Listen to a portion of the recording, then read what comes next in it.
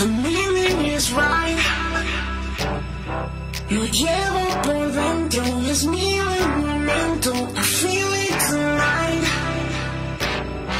I feel it tonight.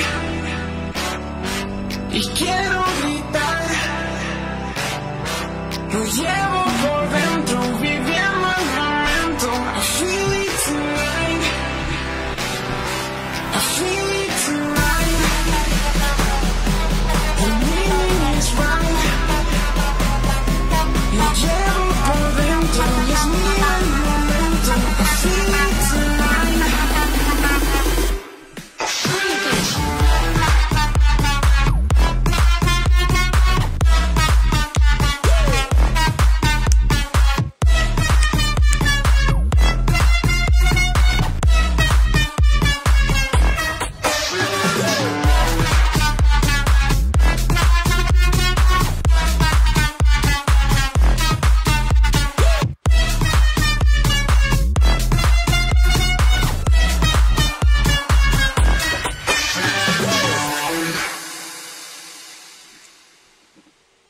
Francisco, ¿tú me escuchas? Sí, yo te oigo. La 007 es la de el manual de manejo, ¿verdad? El manejo de las audiencias virtuales. Y la 006 es la del plan de la censura, ¿verdad? The meaning is right. Lo llevo por dentro, es mío el momento. I feel it tonight. I feel it tonight. Y quiero gritar. Lo llevo por dentro, viviendo el momento. I feel it tonight. I feel it.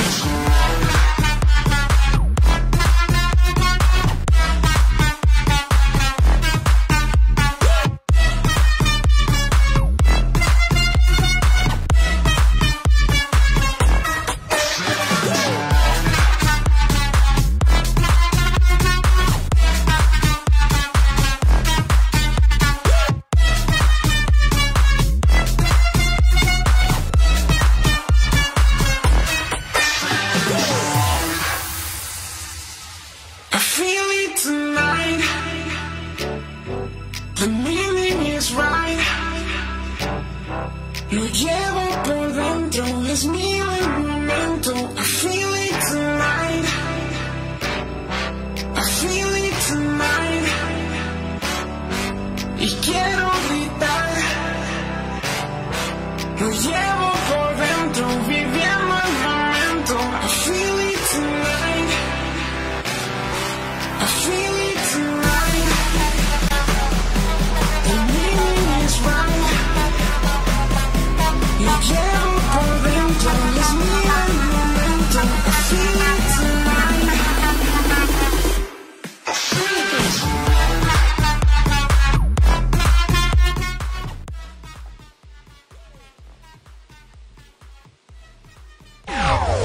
Nagüero TV presenta Las Amiguis Late Nights con Giraldi Hernández e Indiana Vázquez en vivo desde ahora.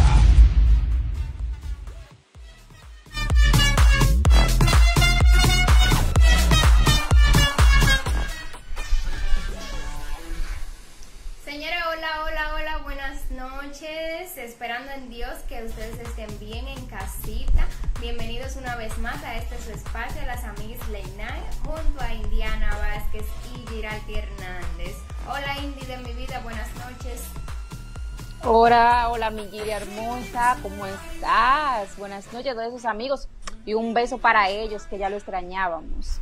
Sí, de verdad que sí, estuvimos ausentes el miércoles pasado debido al fallecimiento de nuestro amigo querido Pedro Julio Marmolejos. Realmente toda esta situación del COVID-19 o coronavirus, yo creo que ya nos está afectando demasiado y solamente nosotros tenemos el control en nuestras manos. Nosotros no podemos llevarnos de que el presidente, de que el diputado, de que el senador, de que las demás autoridades, de que las autoridades, de que el alcalde, los bomberos. Señores, esto es algo no podemos llevarnos de eso, sino que es un asunto propio de cada ser humano. Realmente si nosotros no nos cuidamos nosotros mismos, ni siquiera cuidamos a nuestros familiares, realmente nadie lo va a hacer. Así es, Gira. Yo te decía, creo que ayer, que esta ha sido una semana muy difícil, donde han habido muchos fallecimientos de personas cercanas, muchas personas cercanas también infectadas. Ha sido una semana de pesadumbre, por decirlo de alguna manera. Y lo que nos lleva es a reflexionar de que ya cada día está más cerca de nosotros. Y como tú dices, esto es una cuestión de responsabilidad individual de cada uno de nosotros, de cuidarnos y cuidar a las personas que nos rodean, porque la manera de evitarlo es tan simple y se nos ha hecho tan difícil. Así es, realmente yo estuve leyendo y veía una publicación que hizo una persona, ahora mismo no recuerdo quién, que nosotros como que el ser humano siempre espera a que le pase a él o a un familiar o a un ser querido para entonces tomar conciencia. Y yo pienso Así que no. es. Nosotros estamos en una situación que desde el día 1 nos están diciendo, si usted no tiene obligación de salir de su casa, que usted busque en la calle. Y muchas personas lo que hacían era que se molestaban, eso en la primera cuarentena, porque yo le hablo así, temporada 1 y temporada 2. Por temporadas. Claro, pero muchas personas inclusive se molestaban. ¿Tú entiendes? Entonces, inclusive, 148 casos fue el boletín de hoy aquí en María De hoy, Sánchez. alarmó. Eso es alarmante. Eso debe llamarnos la antes de atención ayer, de una Indiana, vez cuando y yo por vi que había todos. 90 y pico, yo te pensaba que era un error del ministro de Salud Pública. Y todavía hoy, ayer yo salí porque tenía que buscar algo que me habían enviado de Santo Domingo, y yo vi un reguero de gente con la mascarilla aquí en el cuello, con niños y con la mascarilla aquí en el cuello, como que para cubrirse el cuello. Yo como he estado reintegrándome otra vez a la vida laboral, y como ya le he llamado a la COVID normalidad, Sí. yo he visto gente así mismo en vehículos, pasolas, motores, sin su mascarilla, con niños. Yo vi una que a mí me dio mucha pena, un niño en el medio, 2 adultos en los extremos, ninguno con mascarilla. No, esto se ha salido de control y te digo algo, aquí hay muchísimas personas, incluyendo abogados, que están infectados, han dado positivo y siguen en la calle. No, pero se dio el caso en el tribunal de un abogado que todos sabemos que está infectado y él fue a buscar un servicio de manera presencial. Qué hermoso, Un acto de irresponsabilidad. qué hermoso. La verdad que, señores, miren, esto es un asunto de responsabilidad propia, de responsabilidad individual. Si usted no busca nada en la calle, si usted no tiene obligación de ir para la calle, quédese en su casa. Y si puedes resolver cosas desde su teléfono, Exactamente. porque esta virtualidad y toda esta modernidad con la tecnología nos ayuda a resolver muchísimas cosas desde nuestras casas. Así Entonces es, vamos señor, a aprender. Claro. Y que, oye, Indiana, lo más chulo, ya que yo tengo esa palabra de chulería en la mente, es usted poder estar en paz y con salud en su hogar. No espere. La a salud que no la tiene muerte- precio. Claro, no espere a que la muerte le haya toc en su puerta o la de su vecino. Y esa veces y a veces ni siquiera toca, ya pasa sin tocar. Señora, vamos a respetar un poquito y vamos a tomar un poquito de conciencia. Vamos a tratar de abrir esa neurona para poder entender. Vamos a hacer eso, por favor. Indiana, vamos a aprovechar para saludar a nuestras personas hermosas que están aquí conectadas con nosotros. Jairo Duarte, Idelki Amarante Jiménez, José Miguel Rodríguez, Sergio Furcal, tenemos aquí conectado con nosotros. Un fuerte abrazo para él. Para el magistrado. Sí, Wagner de la Rosa, que siempre está activo con nosotros, Kimberly Marte, un fuerte abrazo para ella, Edwin Díaz Burgo, Francis Mateo, Ricardo Santo, Odelka Morales, Jesús González Fría, Ninosca Hilario, la mujer de la chinola. Me debe una chinola que más le vale que la ubique, porque si no lo voy a desacreditar en público. Y en Instagram vamos a saludar a Jorge Roger Pujols, Patricio Silvestre, Carlos Varga, Víctor León Morel, Feni Almonte, dice Roger Pujols R, un saludo a Marcos Aquino y a Boris de León, el padrino de la virtualidad. Dice él. Señor, un saludo a todos ustedes que están conectados con nosotros. Ustedes saben que a veces vuelo persona, pero yo luego vuelvo y la saludo. Lo que pasa es que a veces se me pierde. A veces son aquí. muchas. Se te complica. Sí, se me complica y ustedes saben que yo no veo bien. Un saludo a Stephanie Abreu. Señores, a propósito de la virtualidad, a propósito de que, señores, ustedes saben las cosas que nosotros podemos hacer por este aparatico. Mira, yo desde que descubrí cómo podía hacer bueno, todo lo del banco por el net banking, yo jamás he vuelto a un banco, jamás. No, que no hay Yo necesidad. amo eso. Señores, a propósito de la virtualidad, hoy tenemos un tema súper interesante. Un Porque tema muy nosotros- hablado. Sí, ha sido un tema muy discutido en todo el territorio nacional, hasta Sí. muchos memes, muchas jocosidades y muchas protestas también.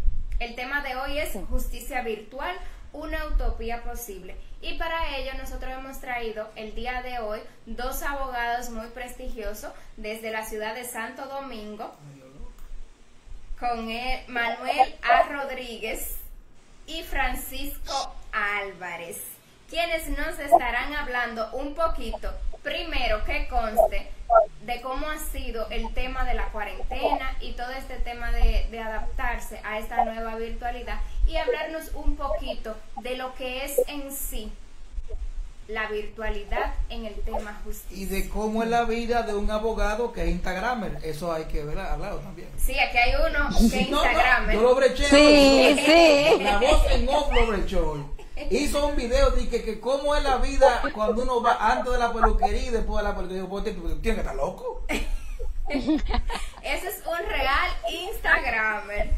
Bueno, vamos a dar paso a nuestros invitados. Bienvenido Manuel Rodríguez y Francisco Álvarez. Bienvenidos.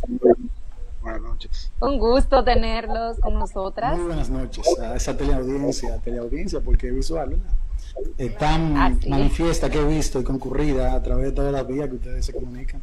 La felicito realmente. Ay, muchísimas Muchas gracias, gracias. Manuel. Cuéntame, Manuel, ¿cómo estás? ¿Cómo va todo? Yo no me quejo nunca, yo fluyo con las circunstancias y las circunstancias me han tratado bien en la medida de la relatividad.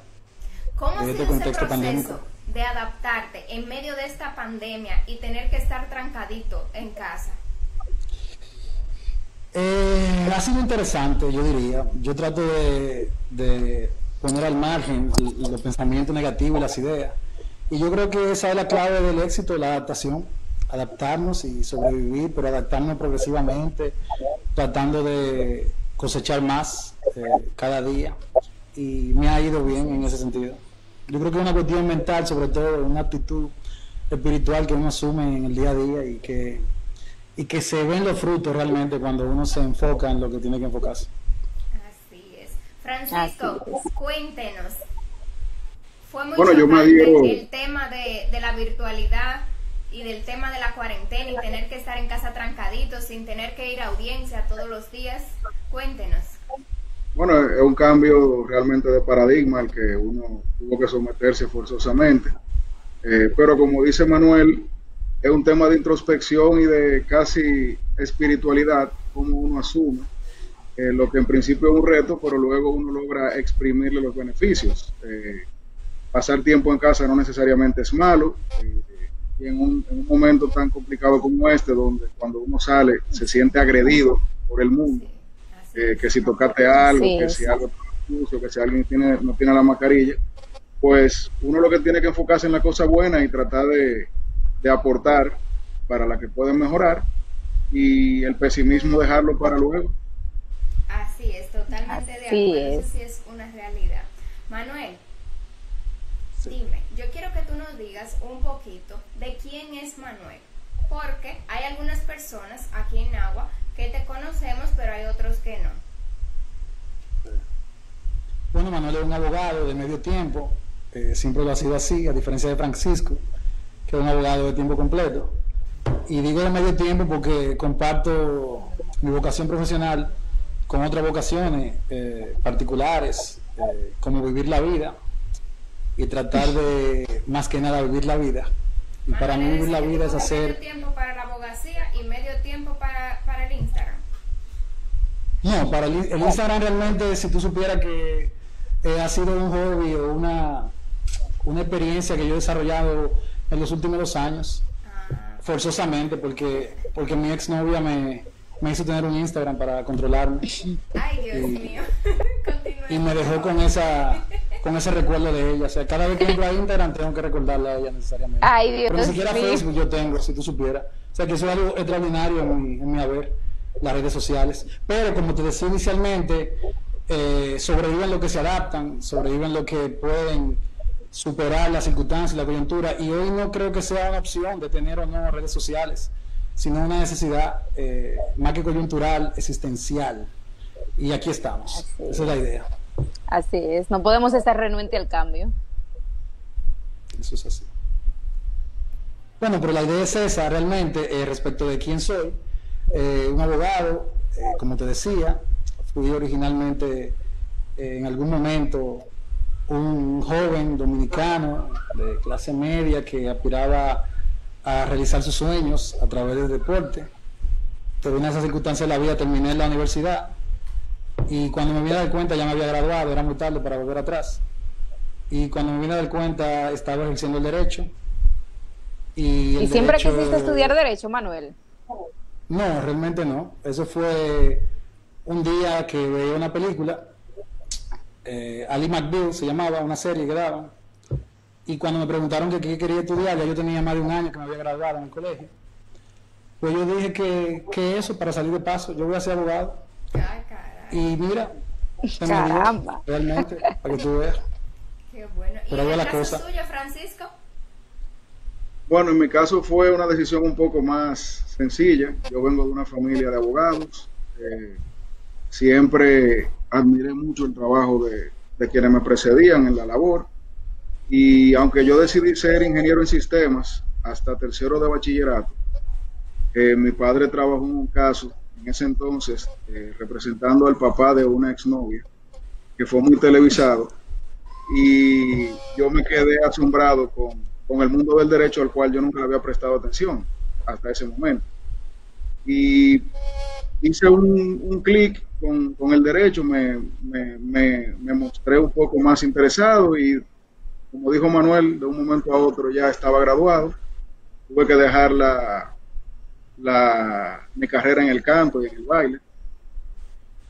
Y, no, mentira, mentira.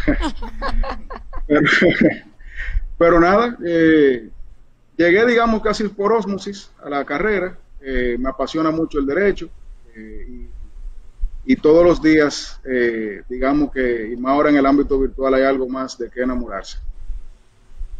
Muy bien, excelente. Bueno, vamos a entrar en materia. Vamos a comenzar con Manuel, quien nos trae unos tópicos muy importantes con respecto a todo este tema que nos trae a muchísimos de los abogados, bueno, yo diría que a todos, un poquito locos, por así decirlo, porque ha sido quizás de una manera brusca que nos hemos tenido que adaptar o ir adaptándonos al tema de la virtualidad. Adelante, Manuel. Si me ven que miro para un lado, es que sorpresivamente he entrado una vez aquí a mi casa y me tiene medio nervioso, pero no se preocupe, yo no va a pasar nada. Pero le cuento que actualmente sobre el tapete académico y profesional hay un tema o un tópico de un tema que ha dado mucha agua de beber, por lo menos en los contextos privados o académicos, universitarios, en la relación a ese gran tema de la virtualidad, la justicia virtual, que no es una improvisación como muchas personas creen, ya que fue un anuncio que se venía preparando con un plan de trabajo de parte del Poder Judicial, según la propia palabra de su presidente, en su discurso del pasado 7 de enero, Por lo tanto, contrario a lo que muchas personas creen, no se trata de algo que ha surgido a propósito de la pandemia. Lo que sí ha surgido a propósito de la pandemia es su implementación acelerada, que en alguna medida sí cabría denominarse o asimilarse a la improvisación, pero una improvisación forzada, justificada realmente, en lograr superar la coyuntura actual que coarta la funcionalidad del sistema judicial en el estándar ordinario, regular, normal que todos conocemos, que no es el que vivimos y es el que nunca más volveremos a vivir probablemente luego de esta coyuntura. Pero esas circunstancias no justifican la forma. El fin, yo suelo decir, en el derecho, sobre todo en el derecho procesal, o específicamente en el derecho procesal, nunca justifica los medios. Por eso hay un debido proceso. Por eso una condena a un acusado confeso no puede producirse sino a través de un debido proceso, de un juicio, con las debidas garantías, etc. En ese sentido, no sucede distinto con la formulación de políticas, la implementación de políticas regulatorias que tienen un carácter general, de reglamentación general, sobre todo en instituciones de orden público como la justicia. Y yo quisiera estructurar mi discurso de manera sintética para dar paso también a la posibilidad de contestar preguntas o inquietudes en la medida que pueda hacerlo de los usuarios y teleoyentes, teleaudientes. Y esos temas que yo entiendo abordar, para ceder la palabra luego a Francisco, que abordaría otro aspecto que es ya el del día a día, la práctica de esta virtualidad una vez implementada, es el aspecto estrictamente jurídico de lo que representa o significa la regulación de la justicia virtual o la implementación de la justicia virtual en la forma en que se está llevando a cabo actualmente. Y otro aspecto no menos importante e interesante, a mi entender el más interesante de todos, el aspecto socioeconómico, el aspecto de la brecha digital, el aspecto de la desigualdad económica en la República Dominicana y cómo eso tiene alguna incidencia relevante en la implementación de estos procesos virtuales, en la posibilidad de que pueda llevarse a cabo cumpliendo, respetando los derechos fundamentales de todos los usuarios del sistema de justicia. En el primer aspecto, a mí me parece que existe un gran escollo, un gran obstáculo para que la virtualidad, la regulación de la justicia virtual se lleve a cabo de la forma en que se está llevando. Y es precisamente que, a mi entender, carece de potestad el Consejo del Poder Judicial para regular en la forma en que lo hace, a través de básicamente 3 resoluciones lo ha hecho, la 004 de este año, la 006 y la 007. La 006 realmente establece el plan de reapertura de la justicia luego del impacto de la pandemia o de la incidencia de la pandemia, que la pandemia ha entendido en todos los servicios públicos o privados de prestación al público en general, y la 6 y la 7 realmente son las que pueden denominarse la regulación de la justicia virtual en la República Dominicana. Bueno, pues la discusión podría terminar, sin más ni menos, significando que esas resoluciones están pretendiendo realmente una utopía en términos jurídicos. Y más que una utopía, un ideal irrealizable de manera concreta, toda vez que son múltiples los institutos, son múltiples las razones jurídicas que justificarían, en caso de ser enjuiciadas esas resoluciones, que las mismas sean invalidadas y que se procure una regulación correcta, que sería a través de una ley del Congreso Nacional. Y eso lo digo porque esas resoluciones violarían en un escenario normal, fuera del contexto pandémico donde cabría la discusión, pero analicémoslo primero del contexto general.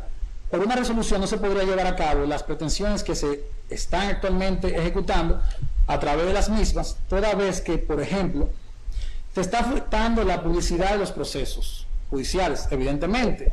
Con anterioridad, cualquier persona podría entrar a una sala de audiencia, tomar conocimiento y enterarse la posibilidad de tener o no interés en ese proceso que se llevaba a cabo, entre otras múltiples razones que se podían generar para intervenir en ese proceso, pero que se llevaban a cabo a propósito de la publicidad del proceso.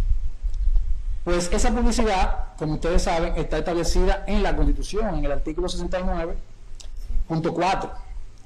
Y tanto esos institutos, principios y derechos fundamentales son reserva de ley también por mandato del constituyente. En el artículo 74 establece que los derechos, la regulación de los derechos fundamentales debe llevarse a cabo a través de una ley de nuestro Congreso Nacional.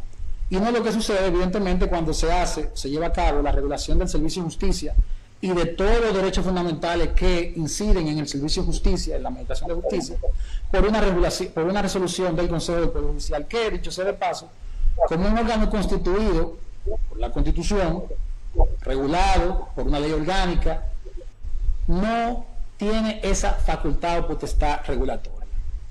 Las potestades del Consejo del Poder Judicial de la República Dominicana están establecidas en esa Constitución, donde no se identifica ese poder reglamentario que está llevando a cabo. Pero si también vamos a la ley orgánica de ese Consejo del Poder Judicial, tampoco vamos a advertir la potestad reglamentaria que se está ejecutando con esas resoluciones que he significado. Pero también esas resoluciones inciden en otras competencias que han sido reguladas por el legislador, como la competencia respectiva de los alguaciles, ya que la resolución establece las formas o métodos de llevar a cabo notificaciones. Y alguien me podrá decir, pero Manuel, eso no es nuevo, ya hay resoluciones que han establecido la forma de notificación telemática, etcétera, etcétera. Sí, pero eso es por mandato del legislador previamente. En este caso, la Suprema ha habilitado una nueva modalidad de notificación como ordinaria a través de una resolución, y me parece que con ello está solapando competencias que han sido reguladas por la Ley de Organización Judicial 821. Pero solamente con esa disposición del artículo 74.2 de la Constitución Dominicana, que establece que los derechos fundamentales son reserva de ley, yo entendería que es suficiente para demeritar la iniciativa de esas resoluciones. Ahora bien, ciertamente, apliquemos aquí la ley de la distinción. Pero Manuel, hay una pandemia que está afectando el servicio. Y en circunstancias extraordinarias, en circunstancias excepcionales, también se necesitan medidas o soluciones extraordinarias. Y eso tiene una logicidad, definitivamente, una racionalidad, pero que no supera el estándar de la legalidad requerida mínima en lo que se está llevando a cabo. ¿Por qué lo digo? Porque actualmente no hay ningún impedimento para que el Consejo del Poder Judicial, asumiendo las competencias que sí están reguladas y que sí le atribuye el legislador, someta un proyecto de ley a la Suprema Corte de Justicia para que sea la Suprema Corte de Justicia también, con las competencias que le son atribuidas por la Constitución y la ley, su ley orgánica, someta a su vez al Consejo al Congreso Nacional la regulación correspondiente. Pero parece ser que esa no es la vocación que se tiene en el Consejo del Poder Judicial, y me parece también, tratando de ser racional y no excediéndome en mi perspectiva, de que ya estas regulaciones procuran una imposición permanente en el tiempo, o si se quiere, la iniciativa para una imposición eventual en el tiempo, toda vez que inicialmente veíamos cómo las medidas que dictaba el Poder Judicial estaban supeditadas a la existencia del estado de emergencia. Pero ya no se tiene ese marco temporal. Ese marco temporal se superó cuando se consideró la última prórroga anterior a este nuevo estado de emergencia, que fue consensuado con las nuevas autoridades que entraran a partir del 16 de agosto.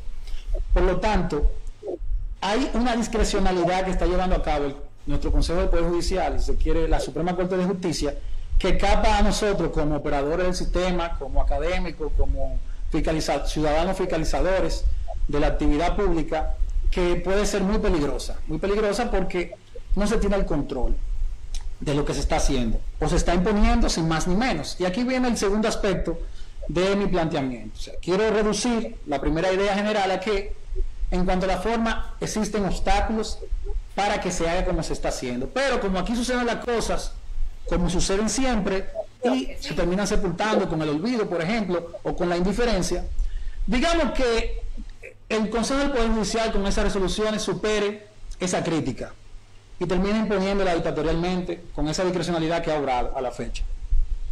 Y aquí estamos en otro plano. Ya tenemos resoluciones, ya tenemos una virtualidad, una justicia virtual regulada. Ahora viene otro aspecto.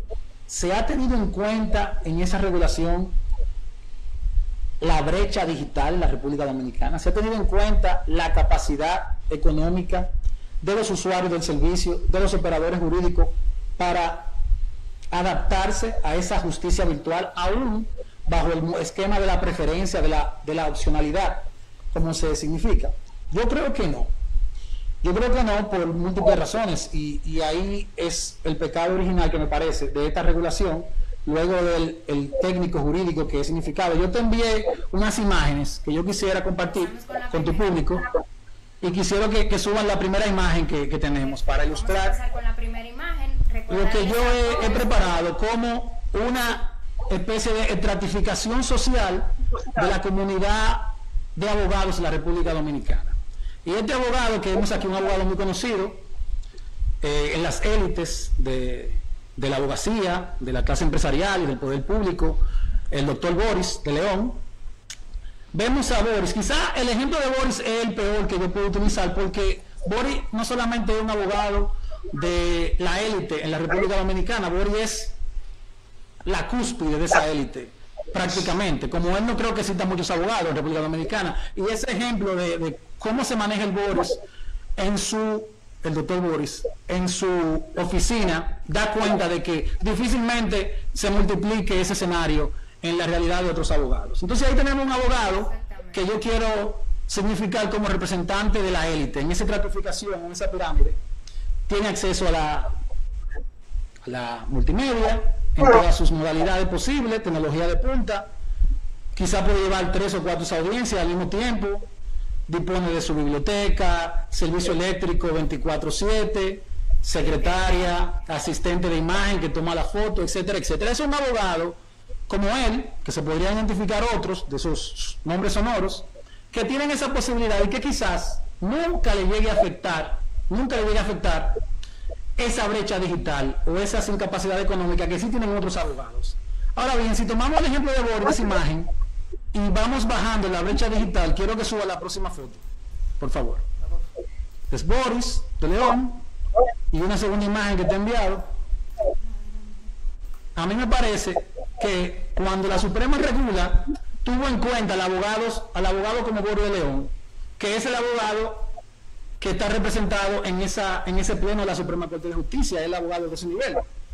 Pero aquí tenemos otro tipo de abogado. En esa estratificación vamos a ponerlo en el segundo nivel, y es Miriam. Miriam es una litigante muy conocida de altas capacidades y de ejecución, sobre todo en el Distrito Nacional, y ahí ella está llevando a cabo una audiencia frente al Palacio de Justicia del Distrito Nacional.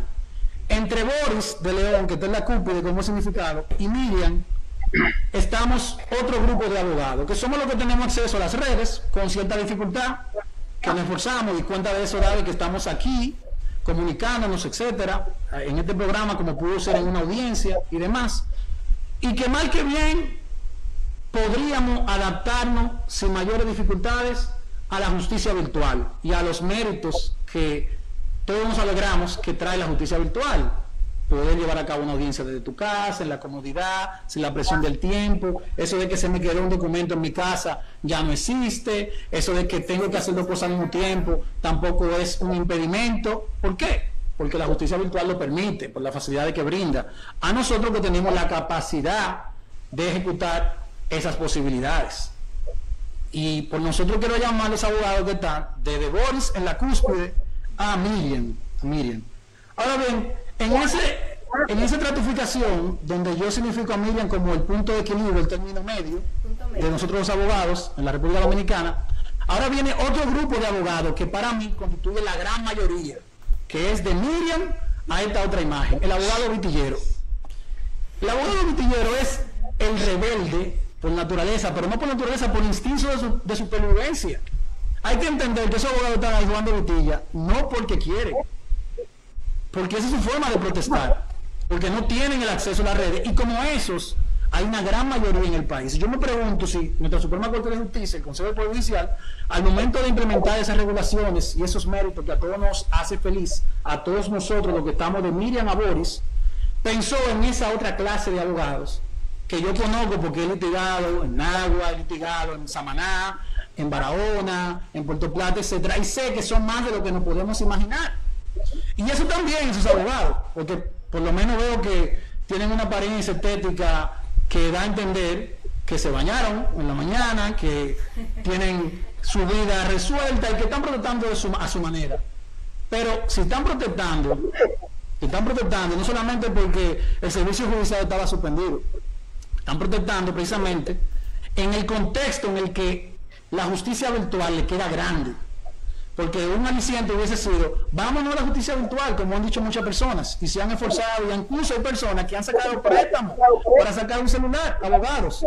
Y eso parece quizás rimbombante, la gente no se imagina que eso es una realidad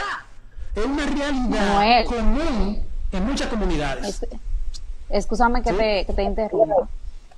No sé si has escuchado hablar sobre las cabinas virtuales que se van a crear en los palacios de justicia, precisamente para esto, que se están por habilitar, donde existía una sala de audiencias que era anteriormente presencial, se van a habilitar algunas cabinas.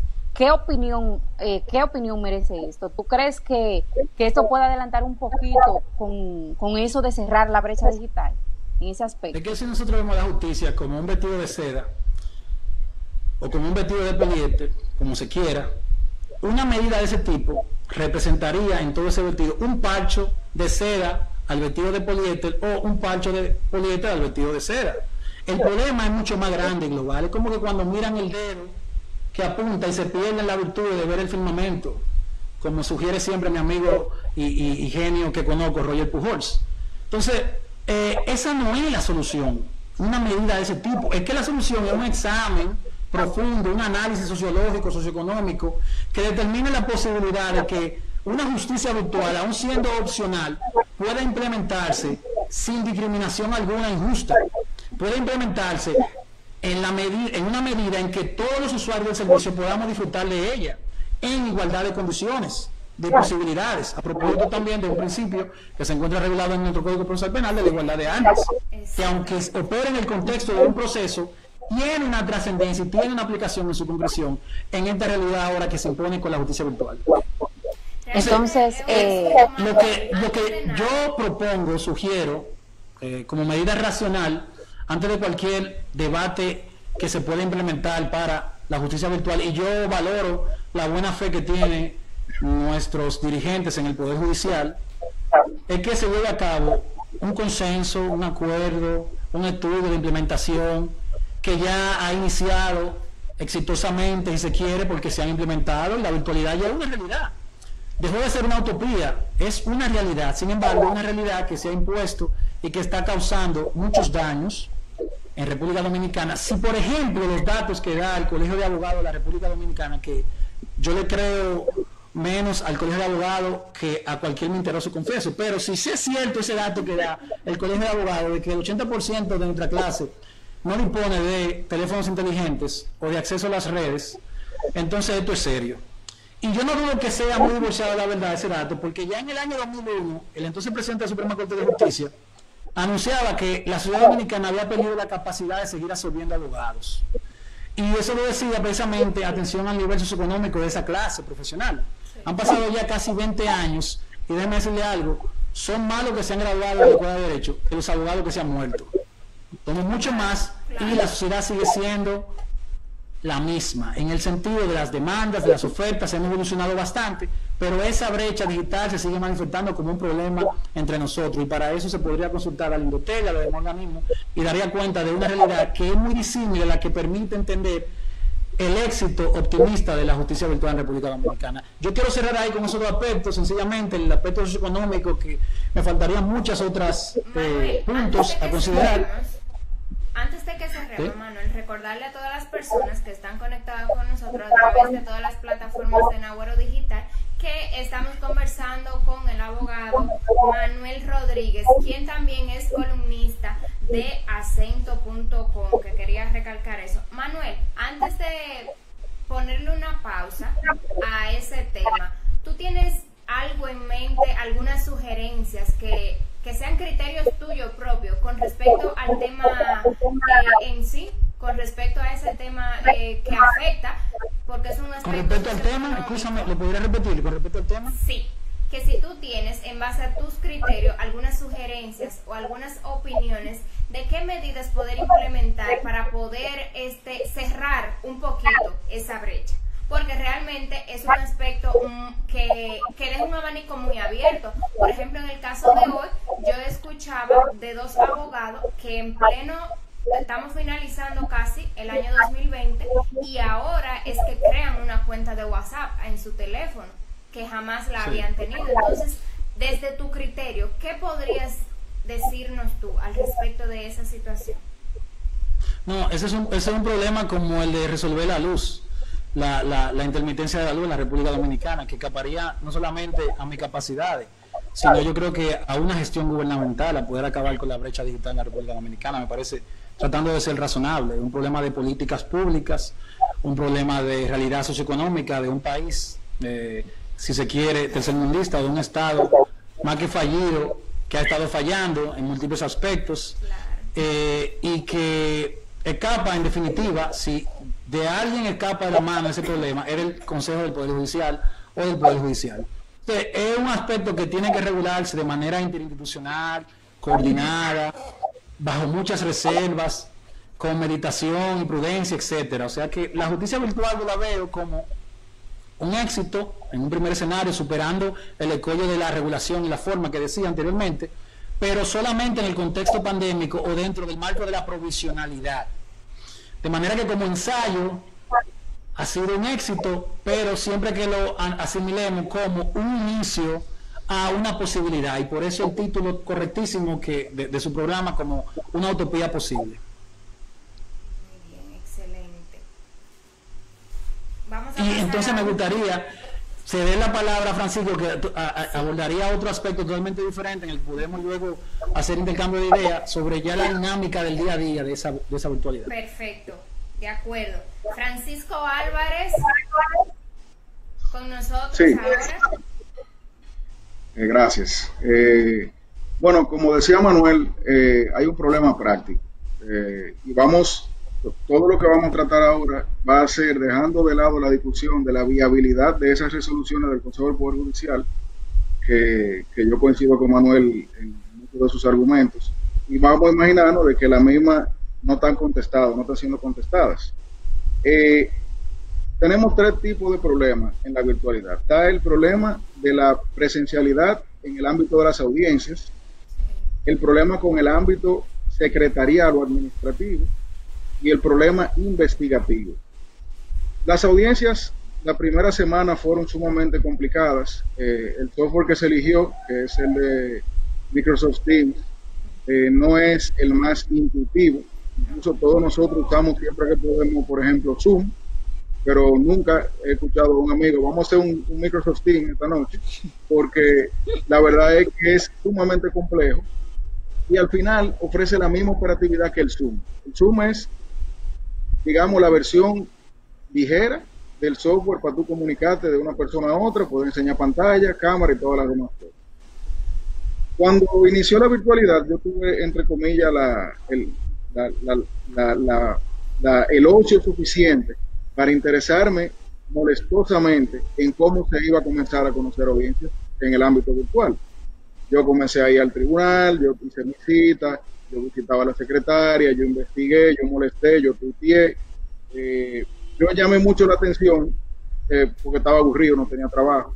Y de una forma u otra, eso me expuso a descubrir una realidad que chocó de entrada. Y era lo que decía Manuel. O sea, si yo, Francisco, un abogado, que sin mérito fui dichoso por tener conectividad, por tener conocimiento técnico, por tener una computadora, estaba pasando muchísimo trabajo, ¿qué será de esas personas que no necesariamente estuvieron expuestos a la tecnología a temprana edad o que no contaban con esas herramientas actualizadas el día de hoy para proceder a entrar a un software que de por sí es pesado? O sea, yo tengo una computadora que la compré hace menos de un año y para abrir Microsoft Teams dura a veces 2 y 3 minutos cargando, que yo a veces pienso que se frizó.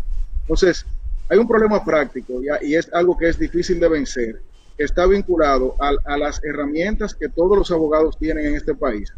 Y como Manuel, yo al Colegio de Abogados le creo un octavo de lo que diga, pero imaginémonos que ellos están hablando de un 20% de los abogados que tienen esa dificultad. Eso es un número inmenso. O sea, está literalmente cercenando al 20% de una clase que no va a poder acceder a la justicia.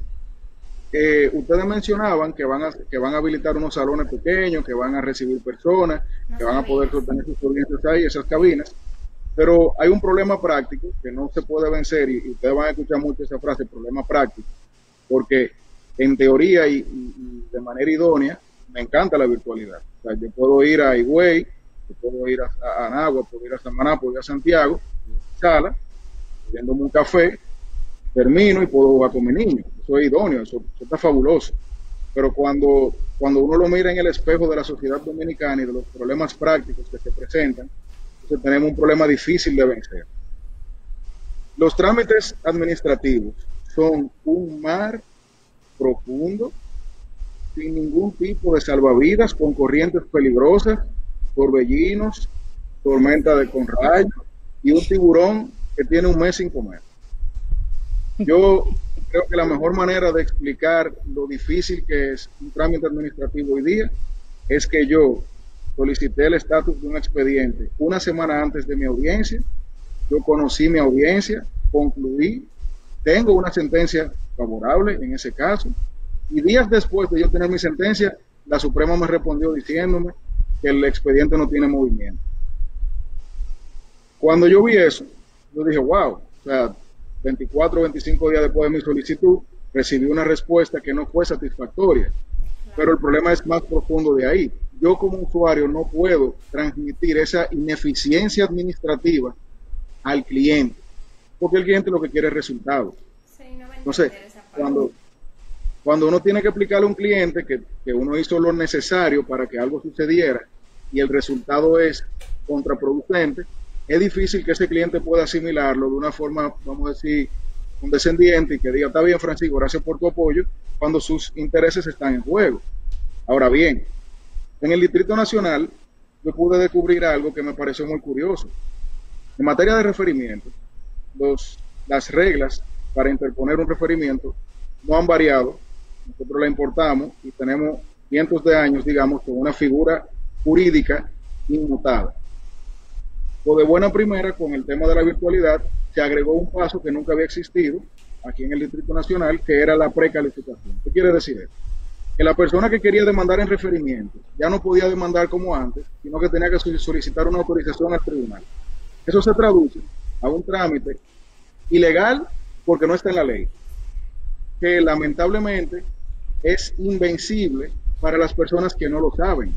Y a mí me citaron a un día habitual de los referimientos que no se pudo conocer porque mi adversario no sabía de esa precalificación que ya era ley, ser ley. Entonces, cuando nosotros vemos el espectro práctico de los tribunales y cómo se dificulta el acceso a la justicia, no del cliente, sino de los abogados que tenemos años ejerciendo, que conocemos la ley y que sabemos cuáles son los trámites que hay que realizar para llegar del punto A al punto B, hay un problema grave, porque eso es como uno montarse en un vehículo que no tiene gasolina, que tiene 2 gomas, y esas 2 gomas están del mismo lado. Entonces, cuando nosotros tenemos tanta dificultad práctica para acceder a la justicia y traducir eso en bienestar al cliente, y ese cliente que tiene sus problemas y que dependen de nosotros, va entonces a estar en una situación económica deprimida, se genera un impacto y un efecto dominó en toda la sociedad. Y el mejor caso es las oposiciones o embargos, que son términos diferentes, pero se tratan a veces de la misma manera, de manera errada, previo a la pandemia. Tengo que el 12 o 13 de marzo recibió un acto de oposición que se debía levantar en 2 días. O sea, ese acto de oposición y un papel de baño eran lo mismo. Sin embargo, no fue hace menos de 3 o 4 semanas que yo logré levantar esa oposición ilegal y sin lógica por la virtualidad. Algo que debió ser un trámite sumamente simple, se tradujo para el cliente en algo, prácticamente una tortura judicial, que yo tuve que utilizar 50% más esfuerzo solamente en explicarle al cliente lo que estaba sucediendo, no para que él se sintiera bien, porque él igual tenía su dinero indispuesto, sino para que él entendiera que no era mi culpa. Entonces, el abogado tiene que lidiar ahora con el tribunal, pero también cubrirse la espalda de que el cliente asuma una ineficiencia de parte de uno, que es quizá uno de los problemas más prácticos que todos nosotros tenemos. Los clientes confían en nosotros cuando nos contratan y por algo nos contratan, pero cuando se encuentran con trámites irracionalmente complicados, siempre surge la duda de si hay algo mal. Ahora bien, la tercera línea de problemas, dicho ya en las audiencias y lo administrativo secretarial, es el ámbito investigativo. Los abogados vivimos de la investigación. Nosotros, para decidir qué hacer con cada caso, lo primero que hacemos es leer un libro, revisar la jurisprudencia, identificar los criterios en los tribunales y crear ahí nuestro juego, nuestro plan de juego. Hoy día, yo no puedo ir a un tribunal de manera eficiente a investigar cosas tan simples como cuál es el criterio de esa sala respecto de la demanda en validez, antes o después de una demanda en suspensión de sentencia, por poner un ejemplo. O sea, se ha coartado la posibilidad material del abogado acceder a las herramientas de estudio necesarias, como lo son el estudio jurisprudencial de los casos y por casos, porque no solamente acceder a los tribunales ahora mismo es casi imposible, o por lo menos hacerlo de manera eficiente, sino que los buscadores online hasta hace un par de días habían sido eliminados del portal web de la Suprema Corte de Justicia. Así es. Entonces, cuando tú identificas esos tres ejes, los problemas prácticos para entrar a audiencia, los problemas prácticos para hacer trámites administrativos y secretariales, y los problemas de profundo interés para los abogados de acceder a las herramientas de investigación, el abogado queda inhabilitado. Y el abogado queda inhabilitado en un mundo donde lo que más se necesita en el ámbito comercial y empresarial son los abogados, porque hay un efecto, hay un impacto y un efecto mariposa, donde la incidencia más insignificante se traduce a una insolvencia material de una persona a pagar su alquiler. Hay un problema serio de solvencia en la calle, que los abogados somos lo que podemos, ya no siendo esencialmente litigantes, sino conciliadores y buscando siempre razonar, no solamente cuando estamos de parte del deudor, sino de parte del acreedor, y de buscar un ámbito de prudencia general que nos permita ser prácticamente árbitros de las causas, que nos habiliten, porque los tribunales ahora mismo no son la solución práctica, a generar soluciones prácticas en la calle. Entonces, Francisco, sí. pues, tú dirías, tú estás hablando de ese acceso a la justicia, entonces se está violando ese principio de acceso a la justicia, tanto para ustedes, los abogados, como para los demás usuarios. Lo que sucede es que si yo dijera que no, estaría siendo demasiado benevolente con la situación actual. Yo no estoy culpando ni al Consejo del Poder Judicial, ni a la Suprema, ni a los funcionarios que la componen, que sé y me consta porque soy amigo de muchos, que están luchando a veces contra la marea y sé que están tratando de hacer lo mejor que se puede. Pero hay problemas que son invencibles. O sea, como decía Manuel, hay una historia procesal, jurídica, constitucional, que se impone. O sea, yo no puedo de la noche a la mañana pretender, por ejemplo, que las audiencias no sean públicas. Y aunque en teoría lo son, si tú le preguntas al Consejo del Poder Judicial, yo no he podido entrar a una audiencia de Manuel Abelo hablando. Entonces, cuando uno tiene esa dificultad, desde el punto de vista de nosotros, que somos abogados privilegiados, y yo, sin mérito, estoy en una situación de privilegio, ¿qué será de esos abogados que no tienen ni un quinto de la posibilidad de que tenemos nosotros de tener acceso digital y con coherencia y siendo luchos en eso? Entonces, realmente el acceso... Francisco, sí. A mí me gustaría que mientras tú continúas tu discurso, si es posible, Giraldi, que suba simultáneamente, si es posible en la tecnificación de ustedes, ambas fotos, las tres fotos. ¿Es posible eso, Giraldi? ¿Tenemos esa capacidad? Dame un momentito, déjame ver. Sí, Francisco, continúa, ella va a subir las tres fotos para que se ilustre realmente tu discurso. Sí, perfecto. Y falta una clasificación ahí, los que están por debajo del abogado vitillero, como un usuario, Juan Manuel Mena, que está manifestando un gran pesar con esto de la justicia virtual. La verdad es que cuando uno evalúa el acceso a la justicia según la efectividad del acceso como tal, no vale, o sea, no es necesario un acceso simbólico.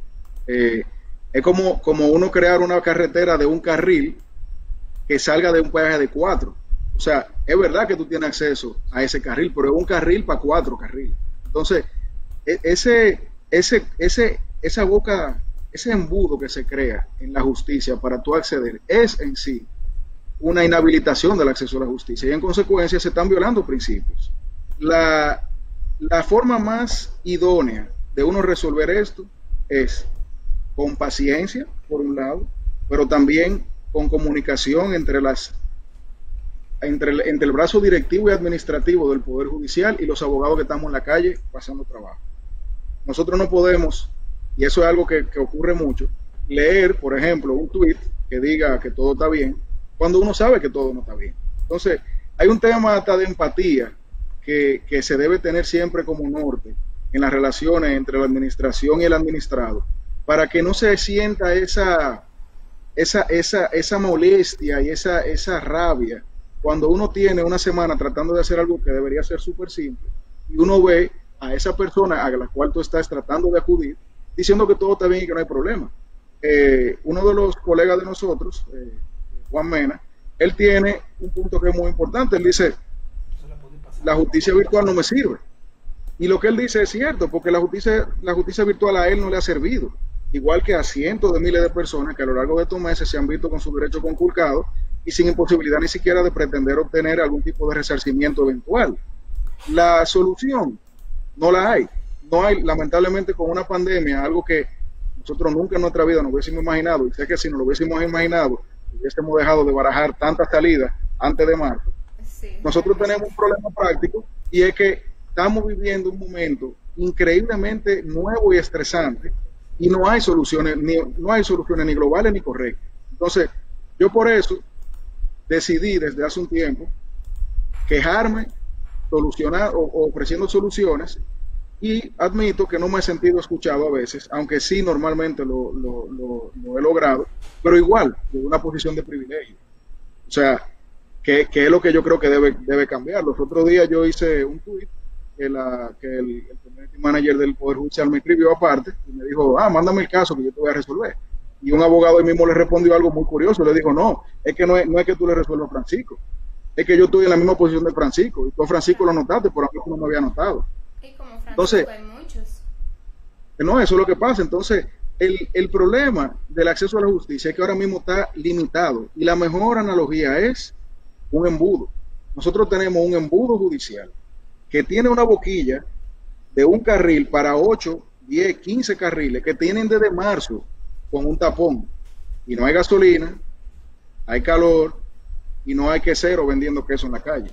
Entonces, nosotros tenemos ahora mismo una situación que es insalvable, pienso yo, porque las circunstancias impiden cualquier solución. No hay una solución práctica ahora mismo que te pueda solucionar todos los problemas, pero sí es necesario un diálogo. Yo creo que ahí es que yo debo quizá recoger la verborrea que he tirado ahora, en que es necesario un diálogo y es necesario siempre mantener a los abogados, como utilizando la mención que hizo Manuel, los abogados vitilleros, a los abogados que están arriba y a los abogados que están en el medio. O sea, nosotros debemos sentirnos escuchados para poder por lo menos ser un poco pacientes, y hay que ser realistas. Si yo tengo una queja del Poder Judicial es que no está siendo realista. Están haciendo su mejor trabajo y han logrado cosas. Señores, desde el 2006 la Suprema está diciendo que es virtual. Yo tengo en el celular una publicación de la época del reinado del profesor Subero, donde ellos dicen ahí, en 9 años el Poder Judicial Dominicano exhibe avances tecnológicos. Eso fue junio 2016. Estamos hablando del 2006, perdón. Estamos hablando del 2006. Estamos en una justicia virtual. Y cuando usted va a una secretaría, usted se da cuenta que la máquina que está utilizando la secretaria es una cosa que nosotros ni siquiera la tendríamos en nuestro escritorio. Y eso está mal, porque ellos son los que deben tener la última tecnología, la mejor conectividad y el mejor entrenamiento, porque ellos son los que nos ayudan a nosotros. Ahora bien, si nosotros nos vamos al ámbito práctico, nosotros necesitamos ser realistas, tanto la administración como los abogados. Yo no puedo tener una administración presentando logros que son loables, y de verdad que lo agradecemos muchísimo, como que se leyeron 600 sentencias, que es un trabajo, señores, increíble, y más en pandemia, cuando los otros problemas que nos están afectando causan una irritación en el corazón de cada abogado y en el riñón de cada cliente y en el hígado de nuestros colaboradores, que es insalvable. Tenemos que ser coherentes, prudentes, pero realistas. Si queremos que los abogados comprendamos y aportemos sin molestarnos o sin sufrir tanto esos problemas, debemos quitarnos esa imagen de que todo está funcionando de manera correcta en el Poder Judicial y debemos ser realistas. Los trámites administrativos y secretariales en el suelo. Nada funciona. No están funcionando como deberían. Y una de las soluciones, por ejemplo, los depósitos de documentos, que yo incluso me reí muchísimo, el buzón. Yo me ponía a pensar en una mesa estudiando la solución al depósito de documentos. El que se inventó el buzón debió pensar quizá en algo como los clubes de renta de video. Antes, cuando uno rentaba películas, el buzón donde tú metías el DVD o el cassette, tú no podías meter la mano porque te llevaba la mano. Un buzón que tú metías la película, pero haz nada. Sin embargo, el buzón que se puso en el Poder Judicial era un buzón que era un zafacón de Wendy's. O sea, tú podías meter la mano y sacar el documento. Si Manuel es adversario mío y va a depositarme un pagaré ahí, yo digo, Manuel, ve, deposítalo, sí, y meto esa mano y me llevo el pagaré y no hay ningún problema. Entonces, es un ejemplo de cómo la implementación, aunque la idea es la mejor, la implementación no es realista. Francisco. Sí, dime. Sí, que tú estás hablando de lo del buzón, pero también se ha implementado ahora un centro de asistencia para dar asistencia con esos depósitos presenciales.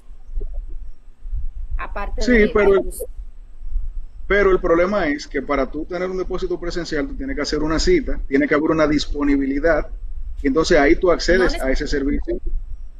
Necesariamente se está atendiendo personas que van sin los tickets. Hacen su pero aquí, se le da aquí en Santo Domingo, en Higüey, me parece, y en Santiago, que son las 3 jurisdicciones que yo hasta ahora en esta nueva modalidad, desde el 29 de julio, conozco, todavía no se está atendiendo de manera directa. O sea, yo no puedo mañana ir al Palacio y decir hola y no me van a atender. Eso incluso, miren, yo le voy a decir algo, para mí la jurisdicción que se ha mantenido más perfecta, cerca de lo perfecto, según el trámite anterior a la virtualidad, es Puerto Plata. Los referimientos de Puerto Plata, desde el inicio de la pandemia, se inician con un acto citando el día virtual. La única variable, por ejemplo, en Puerto Plata es que las audiencias son así, virtuales. Pero fuera de eso, todos los trámites administrativos se hacen de la manera que se hacían antes. Y eso causa menos roce y menos dolor en la persona que estamos tratando de acceder a la justicia. Pero, como tenemos, mira, por ejemplo, en Agua, como tú puedes ir directamente al tribunal y aquí no. Entonces, no, al tribunal, hay un problema de criterio. Se le da la debida asistencia. Eso está genial y eso es algo que, por ejemplo, yo no sabía y eso también te demuestra que hay un problema de criterio. O sea, hay criterios dispersos y que a veces se contradicen entre jurisdicciones que son esencialmente un mismo tribunal en diferentes demarcaciones. Deberíamos tener una unidad de criterio además. De que no se siga implementando el lema de que en Santo Domingo se aplica un derecho diferente, en Samaná otro, en Nagua otro. Realmente ante la virtualidad debiera de todo eso concretarse y solamente llevar un solo criterio. Francisco, y en la parte, hay una persona aquí en la transmisión de Naguaro Digital, Richard Luzón, que habla de que la justicia virtual es inconstitucional. Basándonos en lo que hablaba Manuel anteriormente, ¿qué opinión le merece Francisco con respecto a esto? Quitando fuera parte el tema de socioeconómico y de las diversas clases. Bueno, mira, yo te voy a ser sincero, y Manuel lo tocó al inicio de su intervención. Y quisiera que él también me completara cuando yo acabe. La legalidad de las resoluciones es algo que va a tener que vencer muchos obstáculos, especialmente ante el Tribunal Constitucional, que no está ajeno a contrarrestar sus resoluciones del Consejo del Poder Judicial, y ya lo ha hecho y recientemente lo hizo.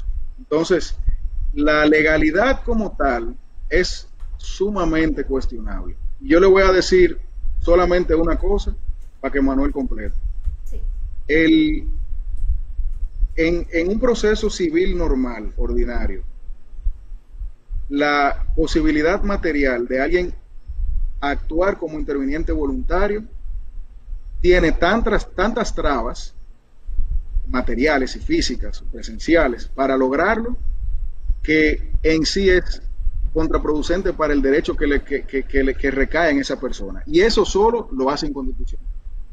O sea, cuando tú tienes un dedo enfermo y ese dedo va enfermándote el resto del cuerpo, no importa o poco importa que era un dedo, que era el meñique, ya tu cuerpo está infectado. Entonces nosotros tenemos casos puntuales donde la virtualidad es inoperante e inconstitucional, que por vía de consecuencia inhabilitarían el proceso como tal. Y yo, antes de que Manuel tome la palabra, siempre he dicho que para los abogados incidentalistas, que eso no es algo malo, el incidentalista utiliza herramientas que el derecho le da. Y si el derecho las prescribe, pues no, esto es como un juego de mesa. O sea, el derecho, lo más chulo es eso, que un juego de mesa. Tú te beneficias de la metida de pata del otro. Aún el derecho, en teoría, esté del otro lado.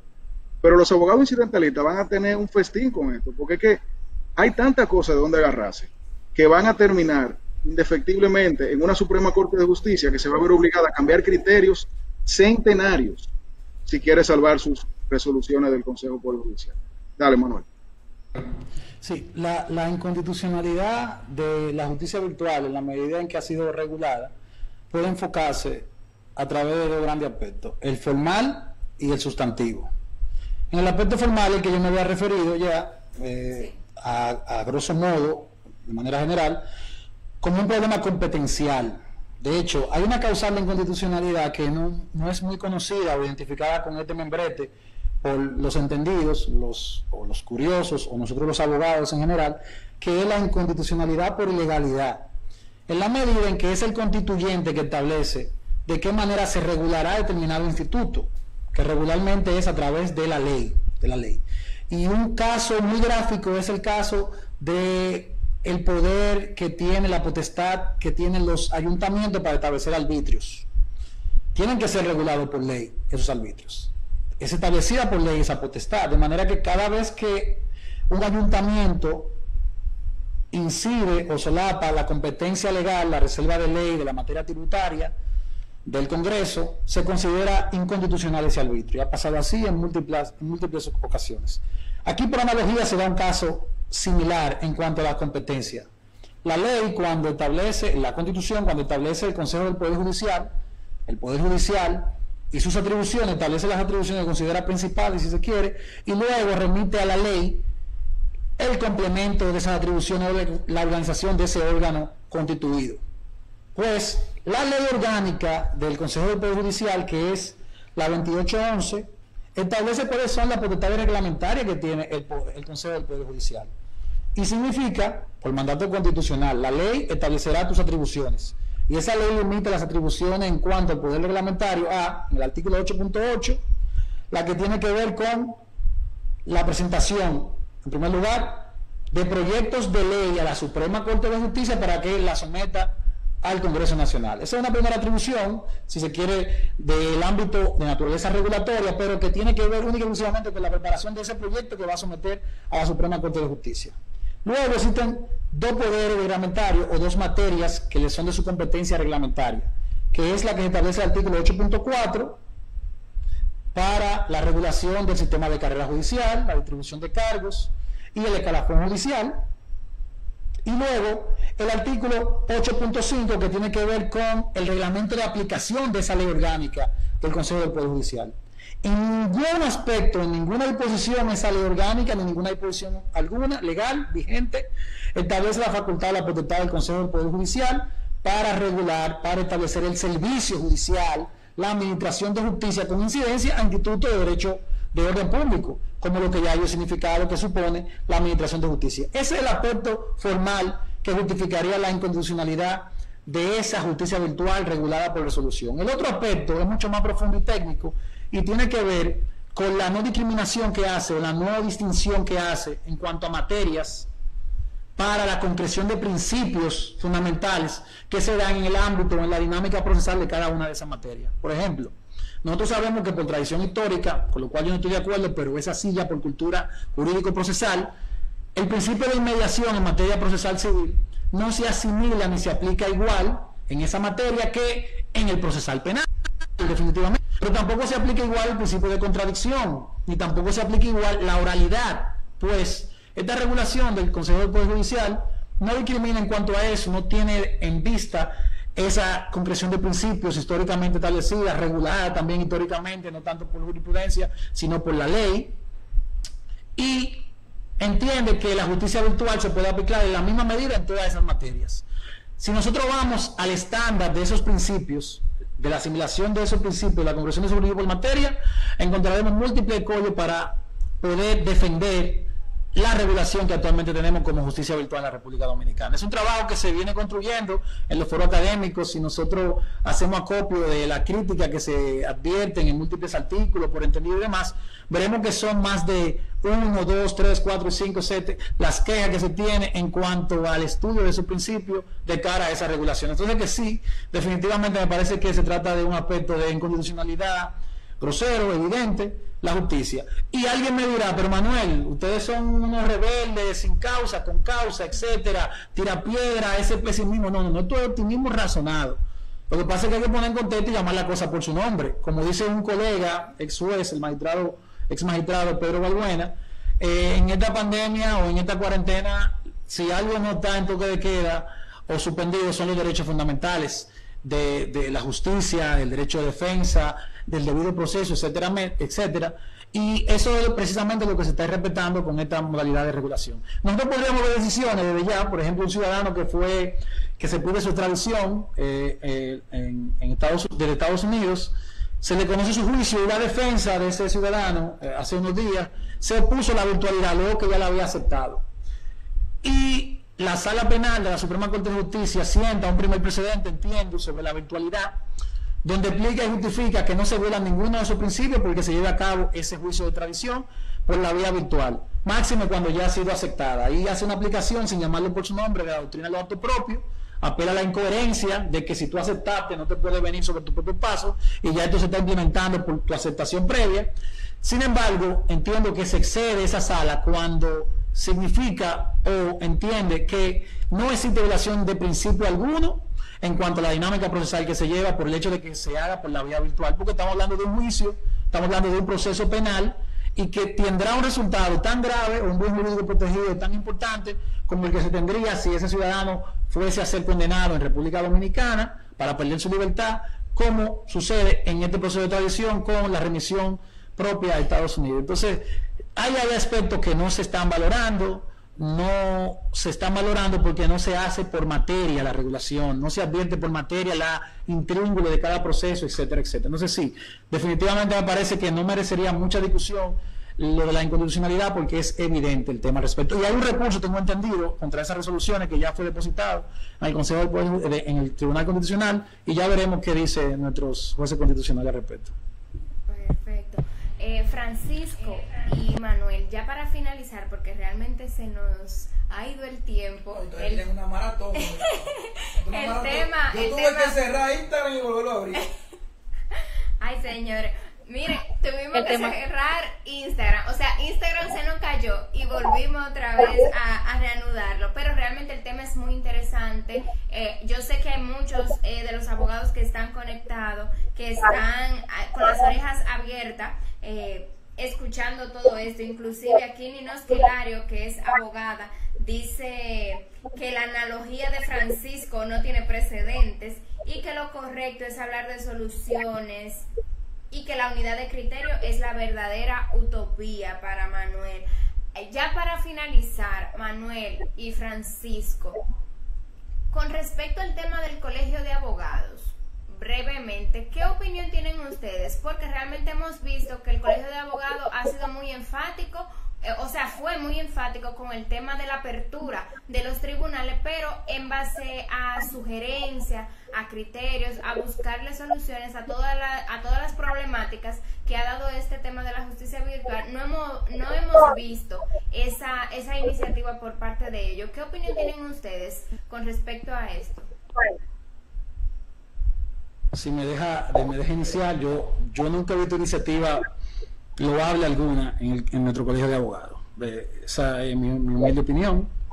Si hay, por ejemplo, una justicia anacrónica en la República Dominicana que merecería el último peldaño, el primer peldaño en un calafón de la justicia más eficiente y garantista, que sería la constitucional, luego pasando por la procesal penal o la inmobiliaria, laboral, etcétera, etcétera, y arriba un calafón, la justicia que se administra en ese colegio de abogados es la más deplorable. Por ejemplo, yo no veo iniciativas reales, palpables de ese colegio en ninguna medida, y yo no creo que transmita algunos pronunciamientos que sugieren el cierre de ese colegio de abogados. Me imagino que con la misma medida que ustedes cerraron el Instagram para volverlo a abrir eventualmente, sí. Pero algo hay que hacer con ese colegio de abogados, y definitivamente que no es aplaudir a sus autoridades.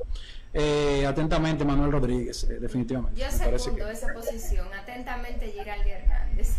Francisco. Y hay una candidatura que se viene trabajando, déjenme avanzarla, de un joven licenciado Harold Modesto, es su nombre, que me parece de mucha vocación en ese sentido y que promete mucho para el cambio que necesita ese colegio de abogados. Eso te iba a decir, Manuel, que realmente el colegio de abogados, desde que yo me gradué, yo lo he visto muy vacío y lo he visto simple y llanamente como un tema político, realmente. Y la pregunta mía, Francisco, usted me tiene que opinar con respecto a ese tema antes de irnos, pero Manuel, ¿por qué jóvenes así como ustedes, con mucha capacidad y con mucho entusiasmo para proyectar ideas y plasmarla, no interfieren en eso de las elecciones del colegio de abogados? Lo que pasa es que si yo me meto ahí me matan. Ya de hecho mi vida corre peligro con este pronunciamiento, pero es una jauría incontrolable. O sea, ahí no hay germicida ni que pueda controlar eso, ese colegio de abogados. O sea, de ahí no ha salido un fruto en los últimos, qué sé yo, 30, 20 años, 25 años, que pueda aplaudirse. Si alguien que me rectifique, o que ahí tienen ya mi cuenta de Instagram y Twitter, mi correo electrónico, que me lo envíen y yo me rectifico y pido perdón si estuviese equivocado. Yo estoy abiertamente, porque para mí el presidente actual es un presidente muy virtual. Yo siempre digo que él es muy cámara en términos popular, porque siempre solamente lo escucho pronunciando a algunas cosas, sino a lo que realmente importa en los temas del colegio de abogados. He dicho eso mismo que dice Giraldi, que necesita un cambio esta institución, y creo que jóvenes como ustedes, con ese criterio tan claro de lo que realmente quieren y de lo que realmente es ejercer el derecho, podrán y apoderarse de esta institución. Francisco, ya para finalizar. Bueno, en mi vida jurídica y profesional, yo solamente he visto el colegio de abogados permeado por la política. Así y ya desde que eso es una realidad, ya no vale la pena ni siquiera entrar en esa tómbola. Yo personalmente nunca me he sentido identificado con ninguno, ni con ninguna administración del colegio de abogados ni nada. Para mí eso es un trámite obligatorio que hay que pagar 1,000 pesos anuales por si acaso algún día te piden el carnet. Así es. Nunca me he visto para nada vinculado, ni he visto tampoco que ellos se quieran vincular con nadie, salvo lo que sea necesario para ganar votos previo a las elecciones. Entonces, cuando un órgano que debe proteger a una clase se ve permeado de manera dañina por los partidos políticos, al punto de que sus candidatos representan partidos políticos puntuales, yo creo que la discusión es inerte. No vale la pena ni siquiera emocionarse mucho con eso. O sea, que renovemos nuestro carnet de abogados, y yo le dejo ese trabajo a Manuel y su grupo de revolucionarios. Bueno, yo espero que cuando tengan el candidato y que sea una persona realmente que vaya a hablar por esta clase de todos los abogados y abogadas de la República Dominicana, me llaman, por favor. Manuel, Francisco, infinitamente muchísimas gracias por dedicarnos esta hora y 20 minutos que tenemos aquí conversando. De verdad que mucho material, mucha experiencia de parte de ustedes, mucho conocimiento. Creo que nos pasaríamos la noche entera hablando. De verdad, muchísimas gracias por la oportunidad.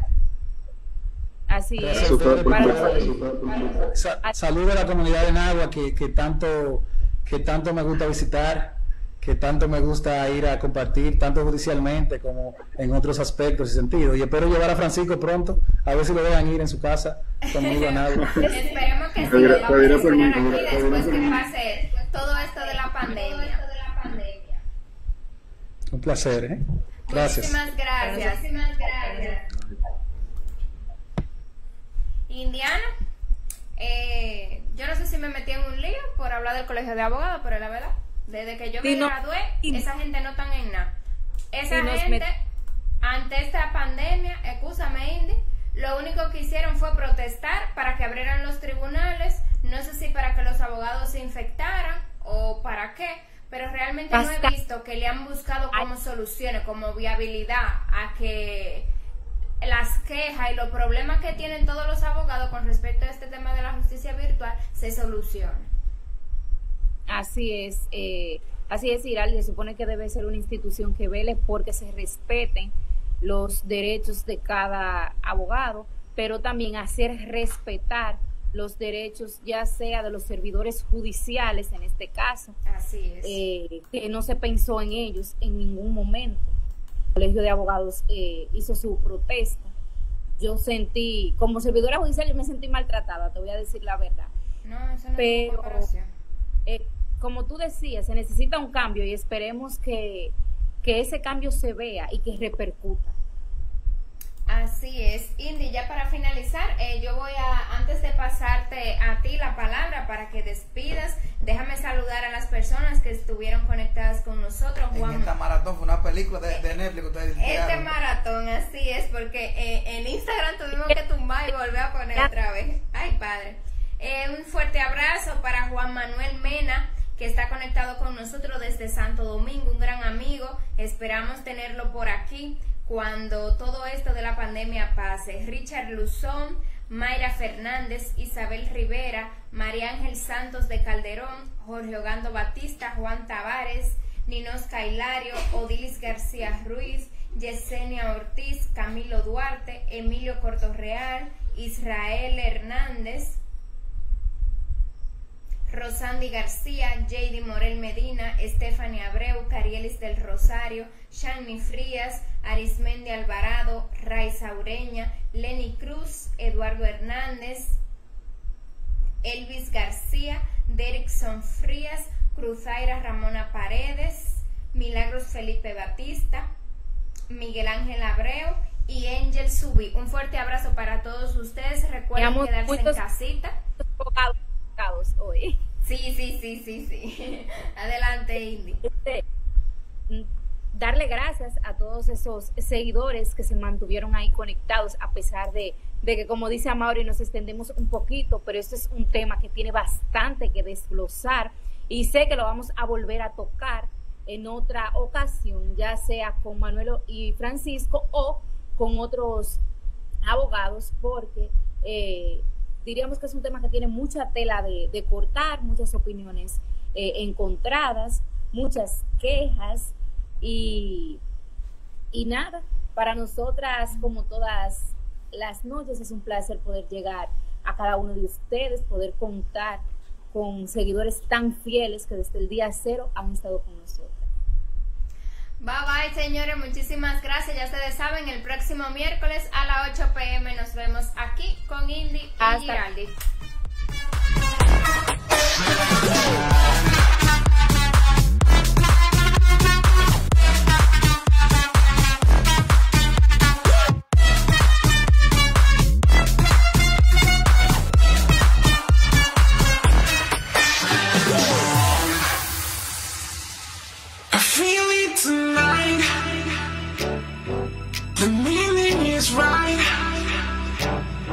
Lo llevo por dentro, es mío el momento. I feel it tonight. I feel it tonight.